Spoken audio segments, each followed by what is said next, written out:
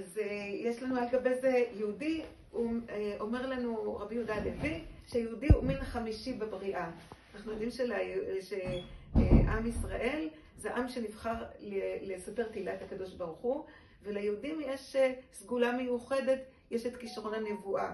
בתנאים מסוימים הכישרון הזה מופיע, אבל הדבקות הזאת בקדוש ברוך הוא, עם יודעי אלוקיו, זאת תכונה שתמונה בסגולה של עם ישראל, בסגולה של כל יהודי. גם אם היא בפועל לא מופיעה, אבל זה משהו שטמון בפוטנציאל, וגם אם יש איזה דור שזה לא הופיע ועוד דור שלא הופיע, זה בסוף יפרוץ.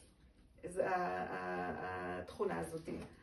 אז לפעמים קשה, כי כשאנחנו נמצאים במצב של הסתרה, שאנחנו לא רואים שזה לא מתגלה, אז קשה לנו באמת, וקשה לראות איך זה, אבל זה כמו שיש על איזה חדר שיש בתוכו אור, יש וילונות, וכלפי חוץ נראה שהחדר חשוך, אבל אם נסית קצת, נסית את הווילונות, אז נראה את האור שנמצא בפנים.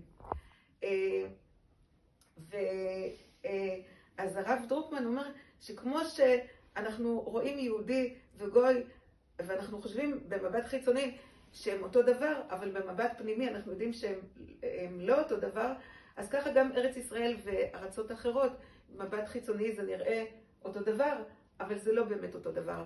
ויש מסופר על רבי מנחם מנדל מויטבסק, שהוא שמע שארץ ישראל היא מיוחדת, ומישהו אמר לו שבארץ ישראל, האבנים בארץ ישראל הם כמו יהלומים, אז הוא בא לארץ ישראל, והוא ראה שהאבנים הן נראות אבנים רגילות כמו בארצות אחרות. אז הוא עשה המון תעניות, עד שהוא פתאום הצליח לראות שהאבנים הן נראות כמו יהלומים. זאת אומרת, צריך מבט פנימי לראות.